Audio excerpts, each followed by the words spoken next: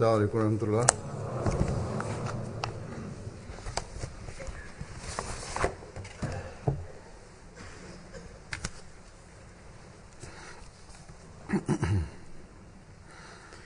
अशहदु अल्ला इलाहा इल्लल्लाह वहदहु ला शरीका लहु वअशहदु अन्ना मुहम्मदन अब्दुहु व रसूलुहु अम्मा बादु फ़अऊज़ु बिल्लाहि मिनश शैतानिर रजीम। बिस्मिल्लाहिर रहमानिर रहीम।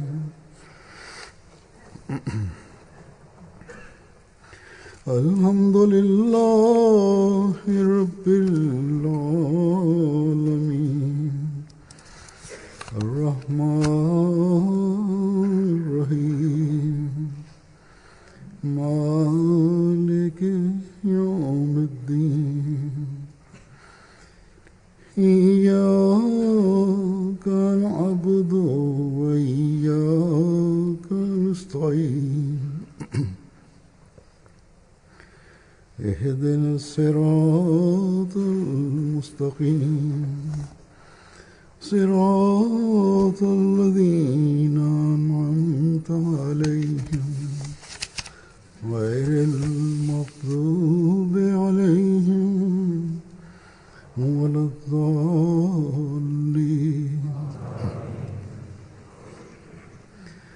اعلموا أنما الحياة الدنيا لعب ولهو وزينة وتفاخر بينكم وتكاثر في الأموال والأولاد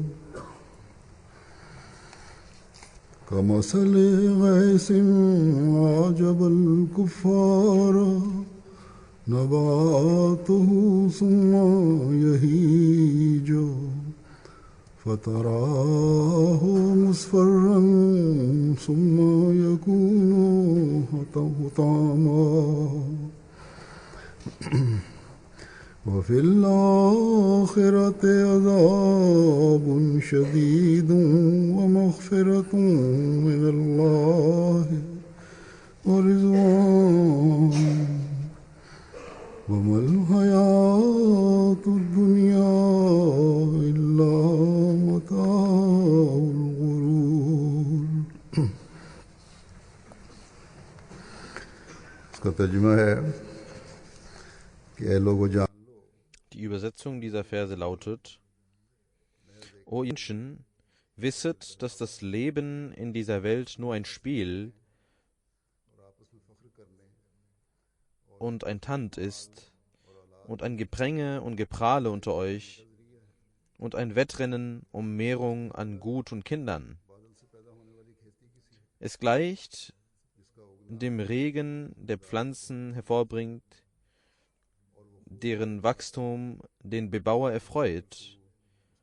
Dann verdorren sie, und du siehst sie vergilben. Dann zerbröckeln sie in Staub. Und im Jenseits ist strenge Strafe und Vergebung und Wohlgefallen Allahs für andere und Barmherzigkeit. Und das Leben in dieser Welt ist nur eine Sache der Täuschung.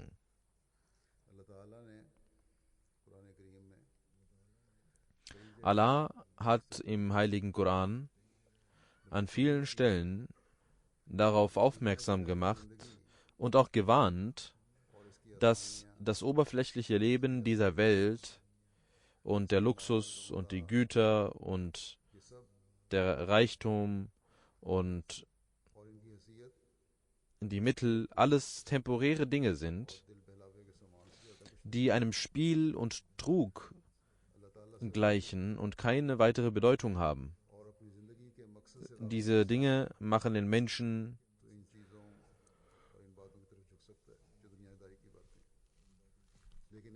bringen den Menschen weg von Gott die weltlichen Dinge lassen einen weltlichen Menschen verirren. Doch ein gläubiger Mensch, der hohe Ziele besitzt, er ist fernab von solchen Gedanken und denkt in ganz anderen Sphären und hat seine hohen Ziele vor Augen und das Wohlgefallen und die Liebe Allahs, die er sucht. Wir glauben an den Imam dieser Zeit, dem Menschen, der gemäß der Prophezeiung des heiligen Propheten Muhammad sallallahu alaihi wasallam gekommen ist, der verheißene Messias und Imam Mahdi. Wir sind die Mitglieder seiner Jamaat und haben versprochen, dass wir ihm Treue schwören.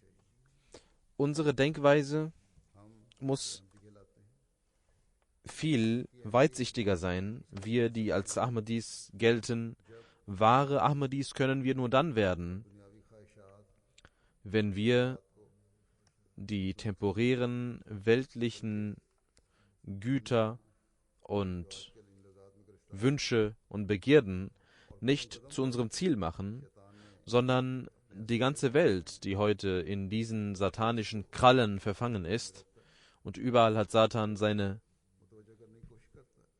Zentren aufgebaut, damit er die Menschen verlockt. Von diesen Dingen müssen wir uns beschützen mit großer Bemühung. Unser Ziel ist nicht das weltliche Reichtum, der weltliche Reichtum und die Erfüllung der weltlichen Begierden. Das darf niemals unser Ziel sein, denn letzten Endes führen diese Dinge zu einem verheerenden Ende. Allah hat diese weltlichen Dinge als Beispiel genannt und gesagt, dass diese Dinge wie ein Blumenfeld sind, welches erst blüht, aber dann letzten Endes immer verdorrt. Und der Wind und der Sturm diese Dinge wegwehen lässt. Es bleibt nichts übrig. Das Geld, der Reichtum, die Kinder werden ihnen, diesen Menschen, nichts bringen. Sie werden ihnen nicht zum Vorteil gereichen.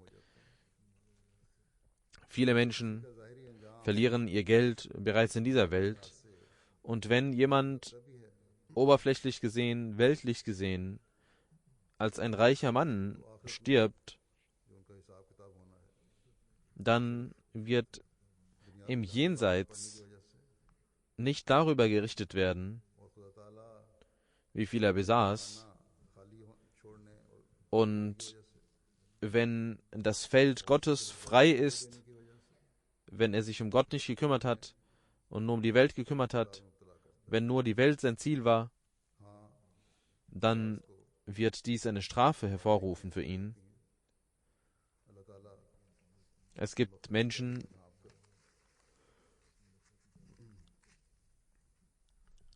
denen Gott mit seiner Barmherzigkeit vergibt, aufgrund von Dingen, die ihm gefallen. Allahs Barmherzigkeit ist sehr groß. Gemäß dieser Barmherzigkeit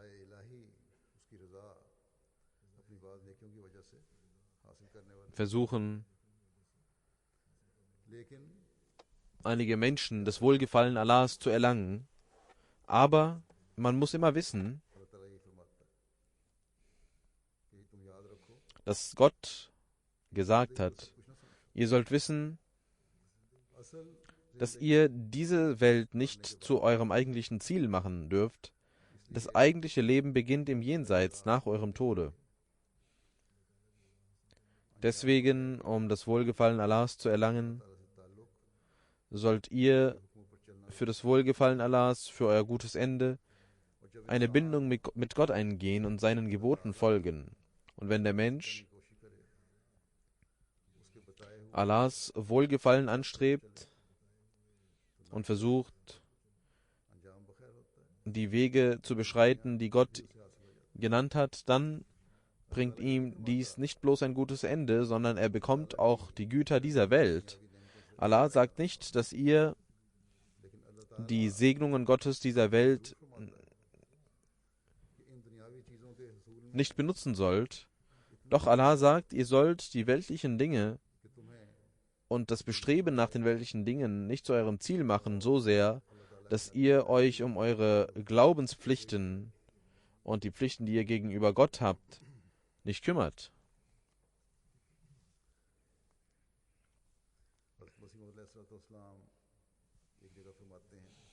Der verheißene Messias ﷺ sagt an einer Stelle, diejenigen, die von Gott gekommen sind, sie verlassen die Welt, entfernen sich, entsagen sich der Welt. Das bedeutet, sie machen das Weltliche nicht zu ihrem Ziel. Das Weltliche ist nicht ihr Ziel.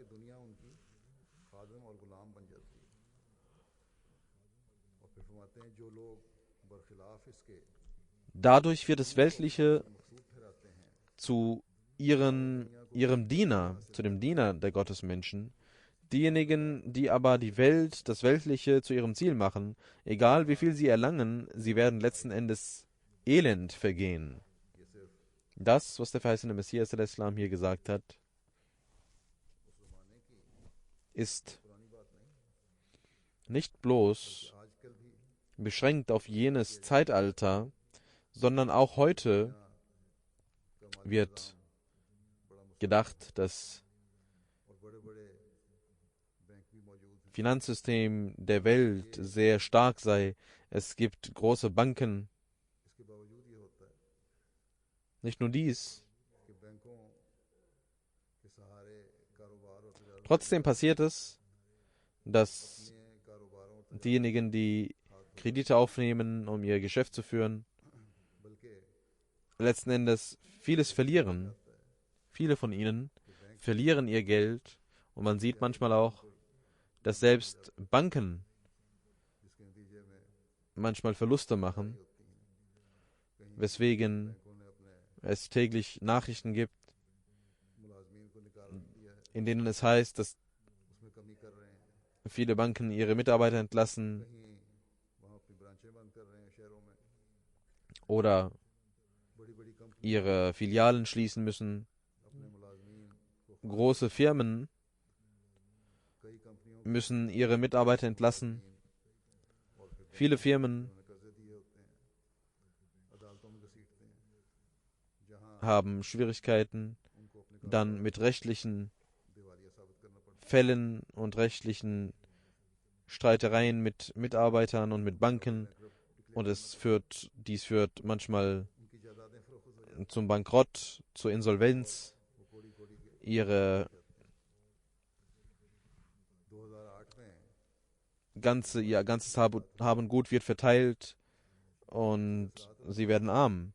Im Jahre 2008 gab es eine wirtschaftliche Krise, eine Weltwirtschaftskrise, und bis heute spüren wir die Effekte. Viele Geschäfte und viel Handel ist zu Schaden gekommen. Viele Regierungen sind zu Schaden gekommen. Diejenigen, die Öl besaßen, dachten, dass sie so ein Reichtum besitzen, welcher niemals zu Ende gehen kann, aber dies war auch falsch.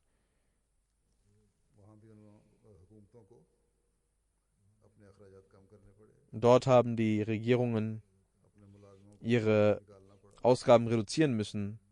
Sie haben Beamte entlassen, Mitarbeiter entlassen. In muslimischen Ländern, es ist eine Schande, dass Gott sie zwar mit dieser Segnung bestattet hat, die Könige und Führer und die politischen Herrscher dort, aber haben, statt Gottes Geboten zu folgen und es zu einem Mittel des Wohlgefallens Allahs zu machen, dieses Geld und diesen Reichtum in ihrem Luxus und in ihrem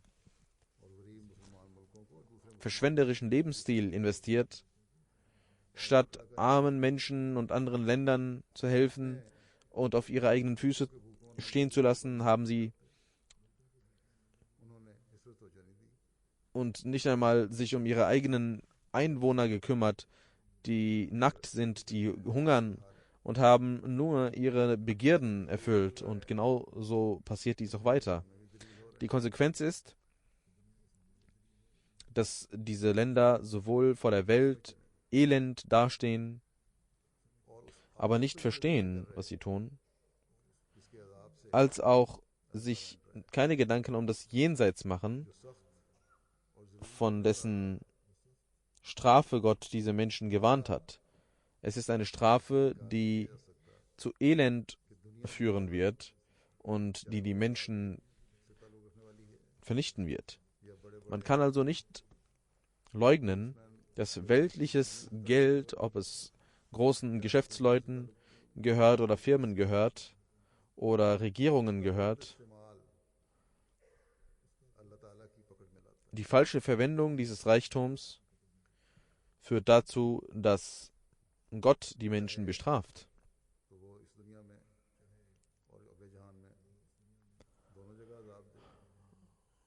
Ob er diese Strafe in dieser Welt ihnen gibt oder im Jenseits, oder ob er in dieser Welt ihnen gewähren lässt und im Jenseits bestraft. Es ist eine Sache großer Furcht und großer Angst für jeden vernünftigen Menschen, ein wahrer Muslim, vor allem einer, der an Gott glaubt, sollte immer diese Dinge vor Augen haben.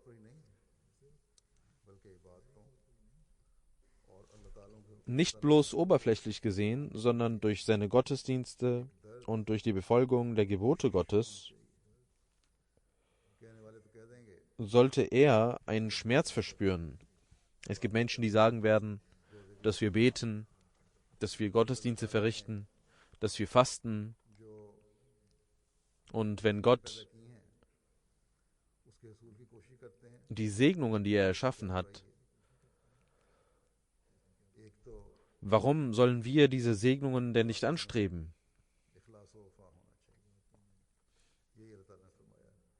Man muss in seinen Gottesdiensten aufrichtig sein. Gott sagt, dass eure Gottesdienste voller Aufrichtigkeit sein müssen. Zweitens sollen die Segnungen auch dazu führen, die Güter sollen auch dazu führen, dass man sich um arme Menschen kümmert, um bedürftige Menschen kümmert. Was passiert denn in der Welt?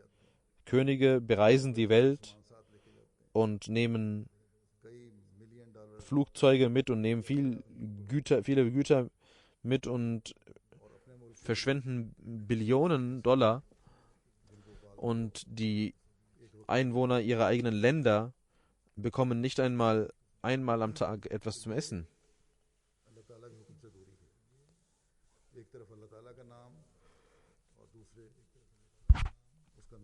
Sie entfernen sich von dem Gebot Gottes. Sie nehmen zwar Allahs Namen im Mund, aber im Namen Allahs brechen sie mit den Geboten, die Gott ihnen gegeben hat, und das führt zu einer Strafe von Gott. Das ist bloß Spiel und Tanz und oberflächlicher Schmuck.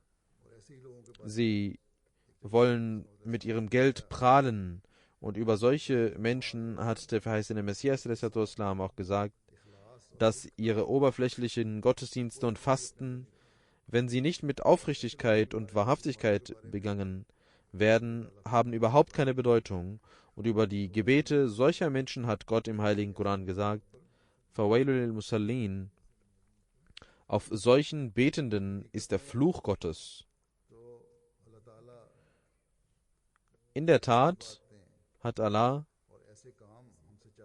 solche Gottesdienste von uns verlangt, die unseren spirituellen Zustand verbessern, die dazu führen, dass wir die Rechte der Menschen einhalten, mit einem Schmerz, der in uns entsteht. Wir sollten dabei nicht spüren, dass wir jemandem einen Gefallen tun, sondern dies sollten wir aus einer Pflicht heraus machen. Solche Gottesdienste sind in der Lage, die Segnungen Gottes aufzunehmen, und solche Reichtümer sind dann in der Lage, tatsächlich gesegnet zu sein, und Segnungen in sich aufzunehmen. Wie ich gesagt habe, Allah hat den Menschen nicht verboten, zu verdienen, in der Welt nach Reichtum zu streben. Sicherlich sind die Segnungen Gottes für die gläubigen Menschen erlaubt, wenn sie mit erlaubten Mitteln verdient werden und wenn sie auf dem Wege des Glaubens und auf dem Wege des Dienstes an der Menschheit kein Hindernis darstellen, wenn sie kein Hindernis für Gottesdienste darstellen. Der heilige Prophet Muhammad sallallahu alaihi wasallam war stets besorgt aufgrund seiner Gemeinschaft, dass jene reine und spirituelle Revolution, die er in den Gefährten hervorgerufen hatte, und sie hatten den Geist verstanden, den Glauben der Welt vorzuziehen. Und die Sorge war, ob dieser Geist auch in den kommenden Generationen unter den Muslimen bestehen bleiben würde. Einmal sagte der heilige Prophet Muhammad sallallahu alaihi wasallam: Ich sorge mich am meisten um meine Gemeinschaft darum, das, was mich am meisten besorgt, ist, dass meine Gemeinschaft wahrscheinlich Begierden nachgehen wird und weltliche Dinge anstreben wird und aufgrund dieser Begierden werden sie sich von der Wahrheit entfernen. Ihre weltlichen Begierden werden sie von dem Jenseits entfernen. Der heilige Prophet Muhammad sallallahu alaihi wasallam sagte: O ihr Menschen, das Jenseits steht vor der Tür und die Reise hat begonnen. Die Welt neigt sich ihrem Ende zu. Der Tag der Auferstehung wird kommen und der Tag der Abrechnung wird kommen und dazu gibt es schon Vorbereitungen. Und der heilige Prophet sallallahu alaihi wasallam sagte: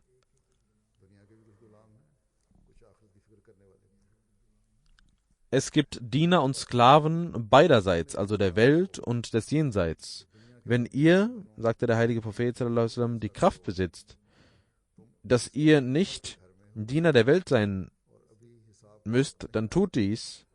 Ihr sollt Taten begehen und die Zeit der Abrechnung ist noch nicht da, aber sie wird kommen und dort wird keine Tat mehr zählen.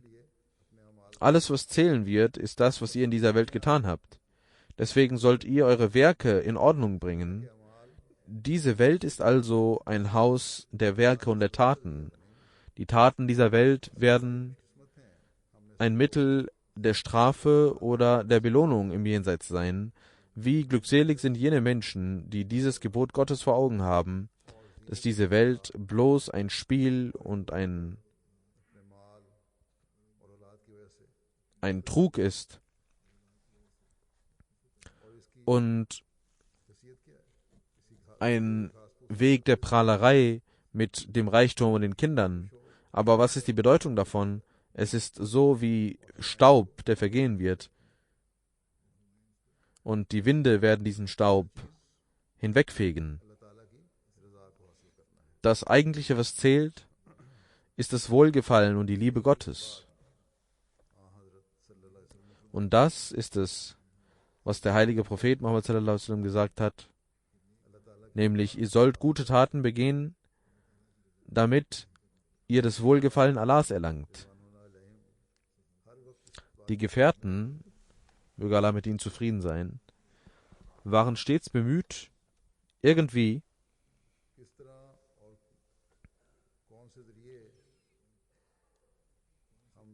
durch irgendwelche Mittel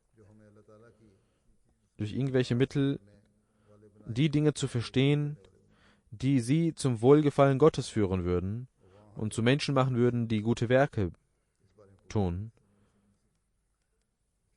Und sie fragten stets den heiligen Propheten Muhammad sallallahu alaihi wasallam danach. Genau aus diesem Grund kam jemand zum heiligen Propheten Muhammad, Friede sei auf ihm, und sagte: O Prophet Allahs, sagen Sie mir etwas, das ich tun soll, Und wenn ich dies tue, dass Gott mich anfängt zu lieben und die Menschen auch mich lieben, alle sollen mich lieben. Der heilige Prophet Muhammad sallallahu alaihi wasallam sagte, du sollst dich entfernen von der Welt, dann wird Gott dich lieben. Du sollst nicht die Welt anstreben. Alles, was die Menschen besitzen an weltlichen Gütern, sollst du nicht anstreben und begehren. Du sollst nicht geizig auf andere schauen, mit einem geizigen Blick.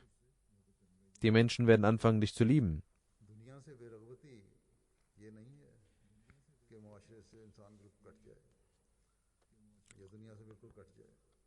Das bedeutet nicht, sich von der Welt zu entfernen, bedeutet nicht, dass man sich abschneidet von der Gesellschaft, dass man sich abschneidet von der Welt und auch nicht heiratet und die Pflichten gegenüber den Kindern nicht einhält, die Pflichten gegenüber der Ehefrau nicht einhält. Und wenn ihr ein Geschäft habt, dass ihr dieses aufgeben sollt und einfach nur herumsitzen sollt und dass ihr überhaupt kein Fleiß an den Tag legen sollt, ihr sollt unnütze Menschen werden. Nein, das bedeutet das keineswegs. Der Islam möchte dies nicht. Wir haben das Beispiel des heiligen Propheten Muhammad sallallahu alaihi wasallam vor uns.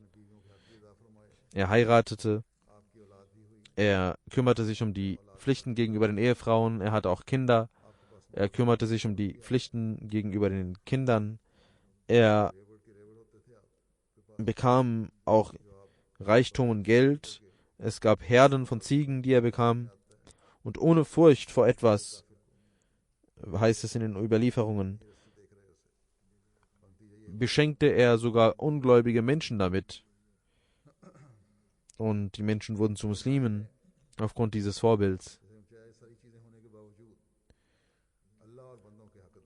Trotz dessen hat der heilige Prophet, Friede sei auf ihm, immer sich um die Pflichten gegenüber Gott und den Menschen gekümmert. Der heilige Prophet sallallahu alaihi wasallam sagte, ihr sollt meiner Praxis folgen. Ihr sollt nicht Mönche werden. Ihr sollt in dieser Welt leben. Ihr sollt diese Mittel auch sehen und von ihnen profitieren, weil ich dies auch tat.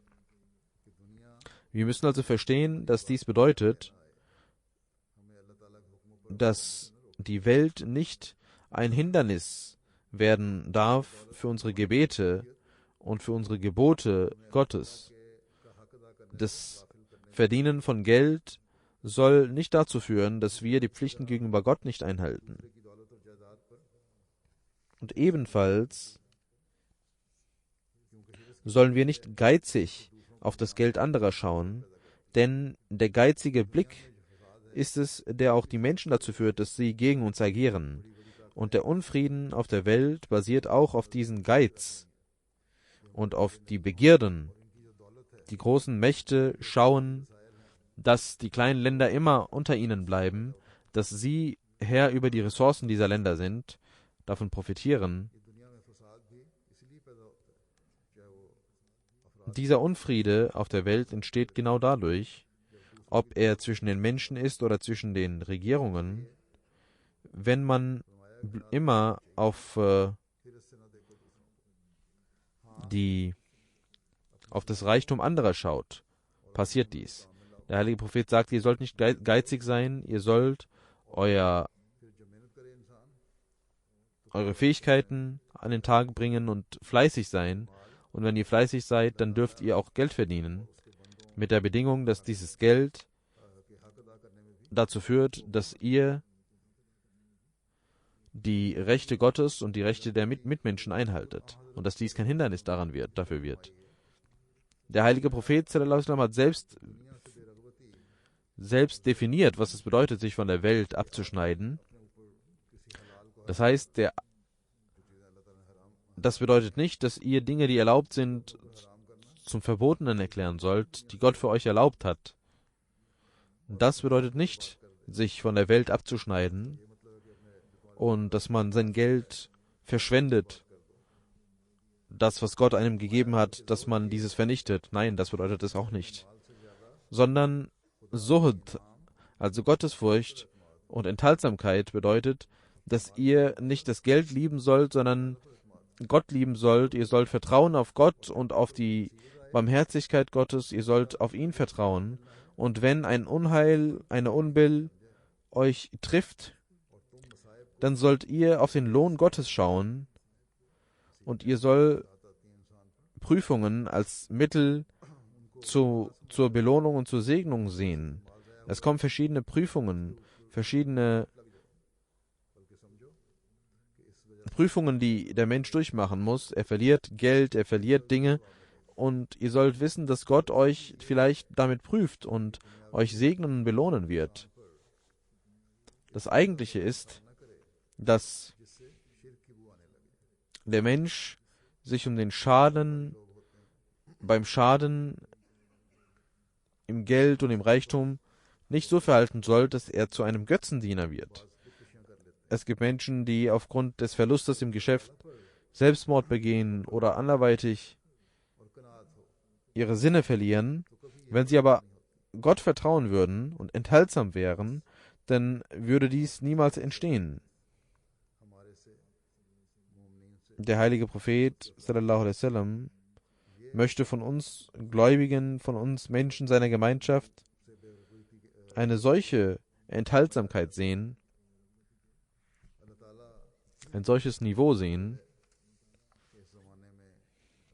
Es ist die Segnung Gottes, dass in dieser Zeit Allah vielen Ahmadis die Möglichkeit gegeben hat, an den verheißenen Messias al-Islam zu glauben. Und die weltlichen Schaden machen ihnen nichts aus. Und sie wissen, dass in einem solchen Zustand sie noch mehr sich Gott zuwenden müssen und sich ihm widmen. Wir sehen, dass auch in Pakistan und in anderen Ländern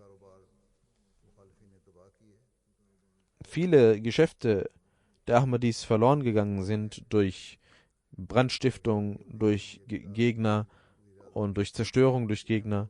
Und einmal hatte ein Ministerpräsident von Pakistan sogar gesagt, dass ich in den Händen der Ahmadis Bettlerschalen geben werde und sie werden überall hingehen und betteln. Aber die Ahmadis, die auf Gott vertrauten, haben sich weder an die Regierung gewandt, noch haben sie gebettelt, sondern auf Gott vertraut und die Geschäfte, die Hunderte, Hunderttausende wert waren und die zerstört wurden von den Feinden, sie verwandelten sich in noch größere Geschäfte. Es gibt viele Beispiele, die den Glauben der Ahmadis stärken und die Ahmadis, die das Land verlassen haben, aufgrund der Situation im Land, in anderen Ländern, in fortgeschrittenen Ländern, müssen diese Dinge auch in ihnen das Gefühl wecken, dass, wenn wir Pakistan verlassen haben, Allah uns so sehr gesegnet hat, finanziell, in jeglicher Hinsicht, und das alles ist bloß eine Segnung Gottes, die er uns gewährt hat. Wenn das Gottes Segnungen sind und eine Segnung des Treueeides gegenüber dem verheißenen Messias al-Islam ist, dann sollten diese Umstände nicht dazu führen, dass wir stolz sind, dass wir hochmütig werden. Wir sollten nicht stolz auf unser Geld sein, wie die weltlichen Menschen, und uns mit Begierde darum kümmern. Wir sollten nicht mit geizigem Blick auf das Geld anderer schauen, sondern gemäß der Aussage des heiligen Propheten Muhammad sallallahu alaihi wasallam, wenn wir etwas bewundern, dann sollen wir den Menschen bewundern, der im Glauben besser ist als wir. Das ist es, was man bewundern darf. Und dann sollte man versuchen, genauso zu werden oder sogar noch besser zu werden im Glauben als der Mensch. Der verheißene Messias al-Islam hat dies auch sehr ausführlich erläutert, dieses Thema, im Lichte der Lehren des heiligen Koran und im Lichte der Aussagen des heiligen Propheten Muhammad sallallahu alaihi wasallam, denn er besaß am meisten Wissen darüber, was der Koran und der heilige Prophet gelehrt haben. Und er hat gesagt, dass wir uns um das Spiel der Welt nicht kümmern sollen. Einmal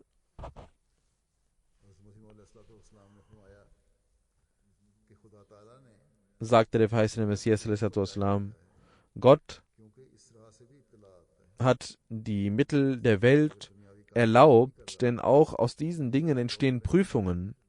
Wenn jemand keinen weltlichen Arbeiten nachgeht, kann der Mensch trotzdem in Prüfungen gelangen.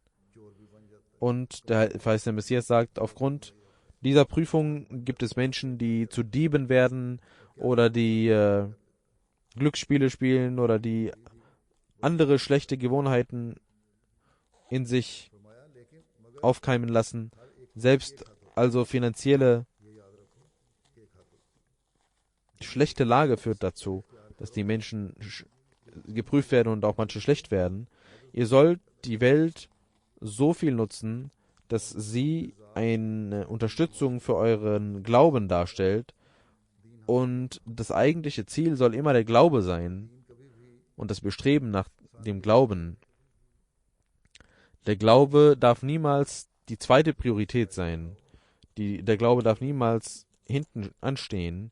Ihr sollt Geld verdienen, aber immer sollt ihr das Wohlgefallen Gottes und die Gottesfurcht vor Augen haben. Ihr sollt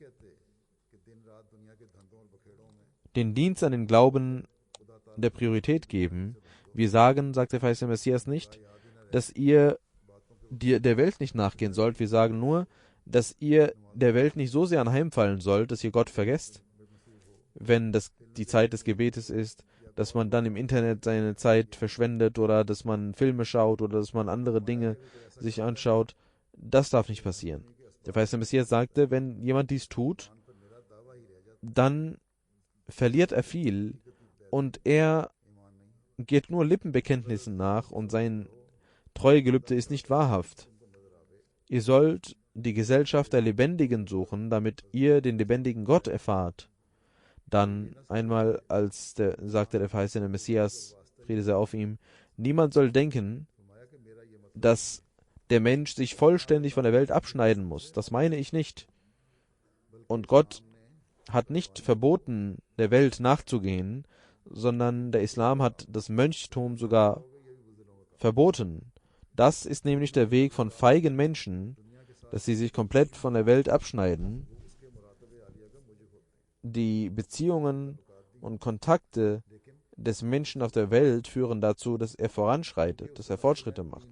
Aber die Welt sollte nicht sein Ziel sein, denn sein Ziel soll immer der Glaube sein. Die Welt ist ein Sklave für den Glauben für ihn.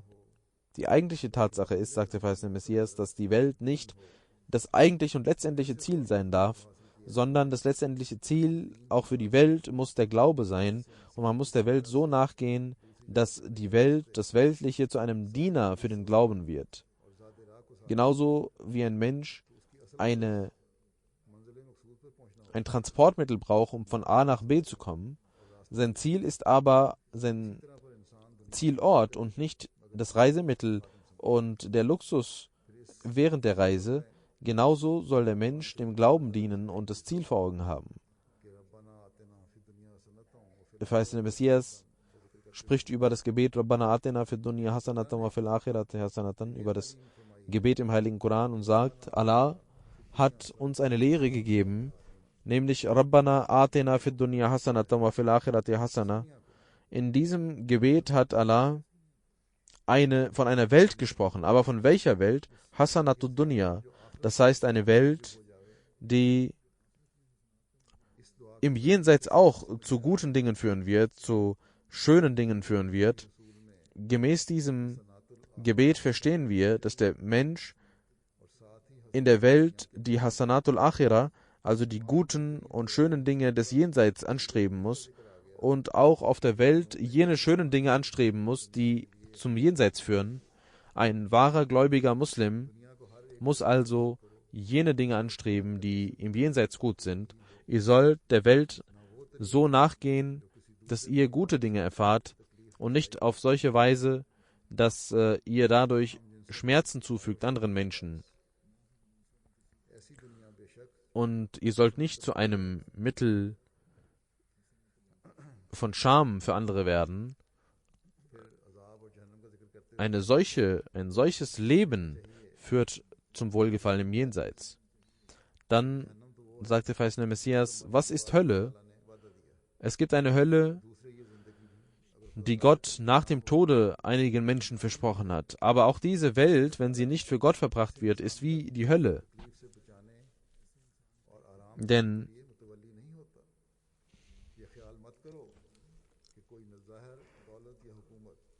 Allah ist nicht mit diesen Menschen, wenn er Unruhe verspürt. Ihr sollt nicht denken, dass euer Reichtum oder die Kinder des Menschen zu einem Mittel für Ruhe sind für die Menschen und dass er dadurch das Paradies erlangt. Diese Dinge führen nicht zum Paradies. Niemals. Solche Dinge sind nicht gleichzusetzen mit dem Paradies, sondern der verheißene Messias sagt, jene Ruhe und jene Zufriedenheit, welche mit dem Paradies verglichen werden kann, die bekommt man nicht dadurch, sondern die bekommt man, indem man für Gott lebt und für Gott stirbt. Die bekommt man nur dann, wenn man immerzu bestrebt ist, Gott vor Augen zu haben. Dann wird man sowohl die weltlichen Hasanat bekommen, die guten Dinge der Welt bekommen, als auch die des Jenseits. Und wenn jener Gott nicht vor unseren Augen ist und wir wissen, dass er uns sieht, dann können wir auch nicht gute Werke tun. Dann sagte der verheißene Messias, die Propheten Ibrahim und Jakob haben gesagt, La tamutuna illa wa antum muslimun. Ihr sollt nicht sterben, außer in dem Zustand, dass ihr Gott Ergebene seid. Das heißt, der Mensch weiß nicht, und es ist nicht in seiner Hand, wann er stirbt und wann er lebt. Das heißt, er muss jederzeit Gottes Gebote vor Augen haben und sich um diese Gebote kümmern. Dann sagte verheißene Messias, der Luxus dieser Welt führt nur dazu, dass man weiter durstig nach dieser Welt wird. Und wie ein Patient, ein kranker Mensch, der die ganze Zeit Durst verspürt und die ganze Zeit Wasser trinkt und nicht satt wird und niemals seinen Durst löschen kann, bis er stirbt. Genauso verhält es sich mit diesen Menschen. Sie sterben, sie gehen zugrunde in dem Bestreben nach der Welt. Und das ist ein Feuer. Es ist ein Feuer, das in dieser Welt auch lodert. Und das ist auch die Hölle des Diesseits. Und sie führt zur Unruhe in dem Menschen, stets zur Unruhe. Dann sagt der verheißene Messias, deswegen, o meine Freunde, ihr dürft nicht das aus euren Augen verlieren, dass der Mensch durch Reichtum und Frau und Kinder niemals zu einem Wahnsinnigen werden darf, dass er Gott vergisst und dass er sich von Gott entfernt. Dann sagt der verheißene Messias, deswegen werden die Kinder und das Geld auch als Fitna, als Unheil bezeichnet, denn wenn er sich von ihnen entfernt, dann wird er voller Unruhe und es heißt Narullahil Muqada allati tattali alal afida, das heißt, es ist ein loderndes Feuer, das Gott gelodert hat, welches die Herzen erreichen wird und das wird zu einem wahren Feuer und dieses Feuer lässt das Herz der Menschen verbrennen, nämlich durch die Liebe zu Dingen, die nicht Gott sind. Wegen dieser Liebe erfährt man dieses Feuer. Der Luxus dieser Länder und die Reichtümer dürfen uns niemals von dem Gottesdienst abhalten, unsere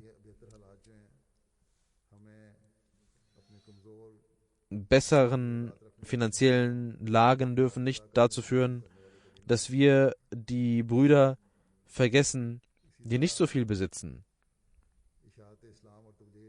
Genauso sollen wir für die Verbreitung des Islam und für die Publikation des Islam unsere Rolle spielen und dies niemals vergessen.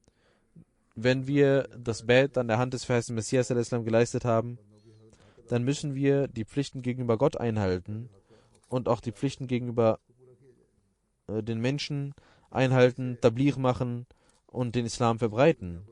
Dadurch werden wir in der Lage sein, den Glauben der Welt vorzuziehen.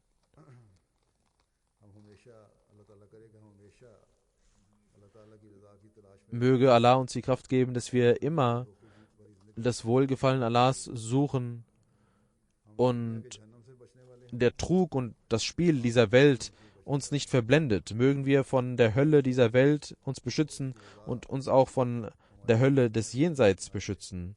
Möge Allahs Segnung auch diese Welt zu einem Paradies für uns machen und auch im Jenseits mögen wir das Paradies erlangen. Nach dem Namaz werde ich 2 Janaza Raib verrichten. Ein Janaza von Bisharat Ahmed Sahib, Sohn von Muhammad Abdullah Sahib, Khanpur Zilla Rahim Yar Khan. Er ist am 3. Mai zum Shahid als Märtyrer gestorben. Inna lillahi wa inna ilaihi raji'un. Folgendes war passiert: Bisharat Ahmed Sahib Shahids Haus ist in Khanpur, Greentown, und sein Geschäft ist eine Tankstelle 3, 4, 5 Kilometer entfernt von dem Haus, und abends um 20 Uhr ging er von seiner Tankstelle nach Hause auf dem Motorrad. Nach einem Kilometer kamen unbekannte Menschen und feuerten auf ihn aus der Nähe und in den Kopf, und die Patrone ging durch den Kopf hindurch und er verstarb. Sein Schwiegersohn wollte auch von der Tankstelle nach Hause, und als er sah er viele Menschen dort und sah, dass dort sein Schwiegervater dort lag, und er holte sofort den Krankenwagen, aber davor war der Shahid schon verstorben. Der Schwiegersohn dachte, dass es vielleicht ein Unfall war auf der Straße, aber später sah ein Ahmadi-Arzt, dass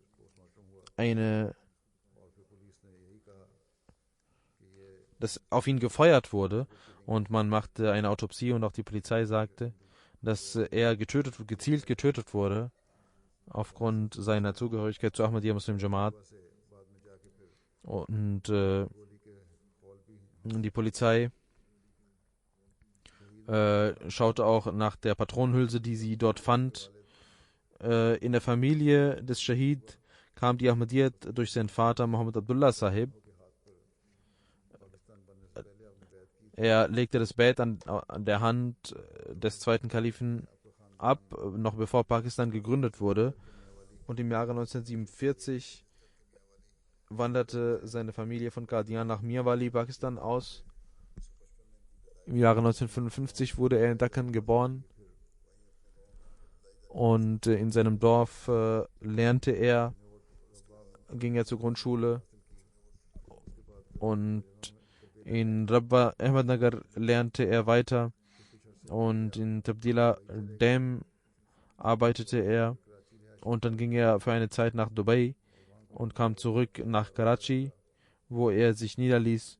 Dort machte er einige Zeit einen Handel mit Autos, und dann, als es in Karachi nicht gut lief, ging er nach Khanpur, wo er eine Tankstelle öffnete. Er war Musi und war zum Zeitpunkt seines Todes 62 Jahre alt. Er war 3 Jahre lang Sadr Jamaat Khanpur. Eine lange Zeit war er Sekretär Umur Amma, hatte sehr viele Fähigkeiten und war ein sehr aufrichtiger Mensch, der oft lachte und andere immer glücklich machte. Alle Jamaati-Verantwortungen, die er bekam, denen ging er mit großem Eifer nach. In der Moschee in Khanpur die Ahmadiyya-Moschee in Kanpur. Dort hat er auch viele Dienste geleistet und sorgte dafür, dass die Moschee immer sauber war, dass dort Pflanzen vorhanden waren, und dies tat er alles aus eigener Tasche. Und er zahlte seine Chanda sehr regelmäßig und war immer rein im Handel und auch mit anderen Menschen, betete immer regelmäßig und hatte eine lebendige Bindung mit dem Khilafat, und auch seine Kinder ermahnte er auch immer dazu, mit dem Khilafat verbunden zu bleiben. Er hat eine Frau und 2 Söhne und eine Tochter hinterlassen, möge Allah seine Ränge erhöhen und auch seinen Kindern die Kraft geben, immer mit der Ahmadiyyat verbunden zu bleiben. Das zweite Janaza ist von Professor Tahira Parveen Malik Sahiba, die Tochter von Malik Omar Sahib. Sie war Professor an der Punjab University. Sie wurde am 17. April an der Universität von einem Angestellten niedergestochen und zur Shahid gemacht. Er wollte stehlen, und als er sah, dass sie das erkannt hatte, tat er dies. Aber in Pakistan ist die Ahmadiyyat eine Lizenz, dass man diesen Menschen töten kann und dass dann nichts passiert. Und genau deswegen hatte er den Mut gefasst, und als er sah, dass er erwischt wurde und sie war alleine zu Hause, stach er mit einem Messer und tötete sie. Ihr Ehemann hatte sich von der Jamaat entfernt gehabt, und deswegen war sie mit ihrem Mann nicht mehr zusammen und lebte alleine. War eine sehr gebildete Frau und hatte letztes Jahr ging sie in Rente, aber die Uni hatte sie als emeritierte Professorin weiterhin angestellt. Und ihr Großvater Hassan Muhammad Khan Sahib war Gefährte des Weißen Messias al-Islam. Ihr Vater Malik Abdullah Sahib war Waqf für Zindagi und hatte lange Zeit in verschiedenen Büros und im Talim al-Islam College gelehrt und gedient.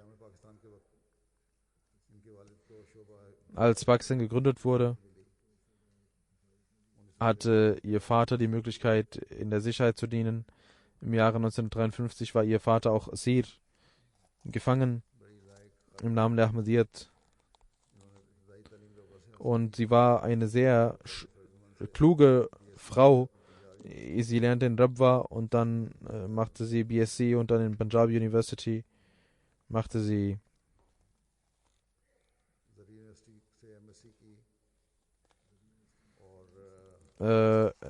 in der Agraruniversität machte sie MSc, und in Kalifornien lernte sie Botanik und machte MPhil.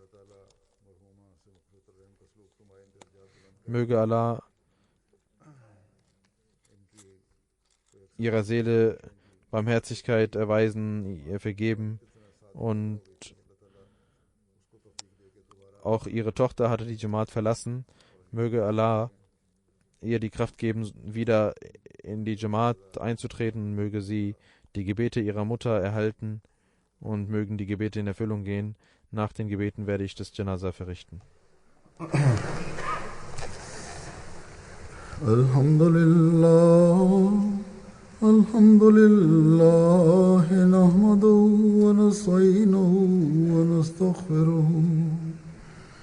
ونؤمن به ونتوكل عليه ونعوذ بالله من شرور أنفسنا ومن سيئات أعمالنا من يهده الله فلا مضل له ومن يضلل فلا هادي